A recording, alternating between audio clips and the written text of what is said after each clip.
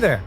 Let's talk about the Holosun RAID rapid area illumination device, basically light for your rifle, pistol in this case. I have this on my Victor Industries VK-1 piston-driven 11.5 inch, and I absolutely love this light. It is so helpful for seeing at night.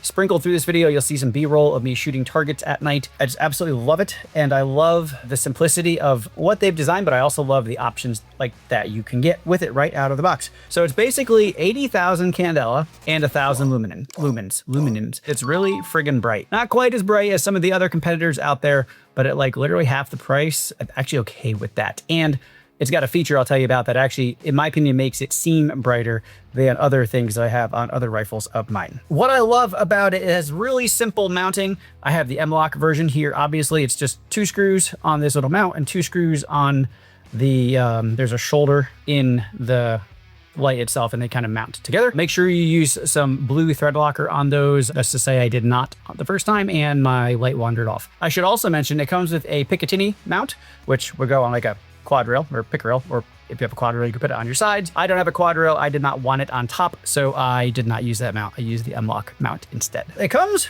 right out of the box with a remote switch, which is awesome.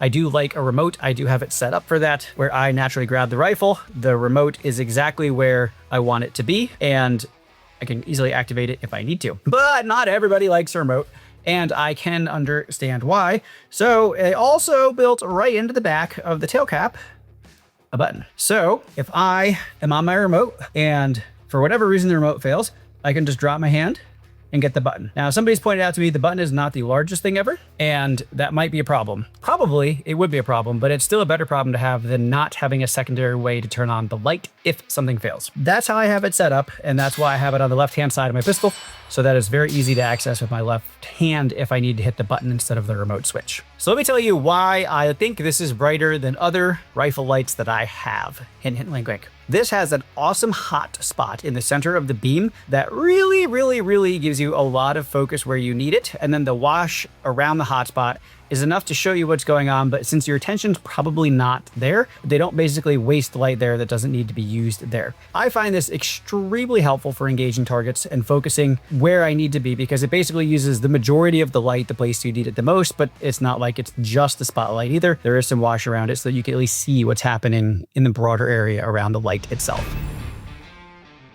As I'm getting ready to shoot this, I wanted to let you know when I did the night shoot, I realized I should give you a few details.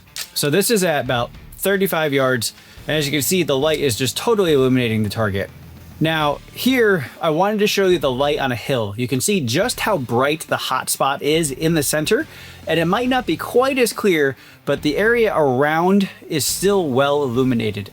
When I watched the video back, it was a little unclear as to how much you'd be able to see, but I can still see what's going on around that hot spot. It's just not the focus of the light itself. And finally, this is across my pond.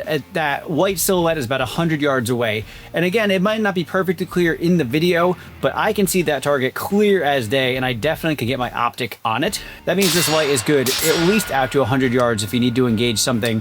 You know, you'll be able to see it, assuming it's not absolutely buried in shadows or something.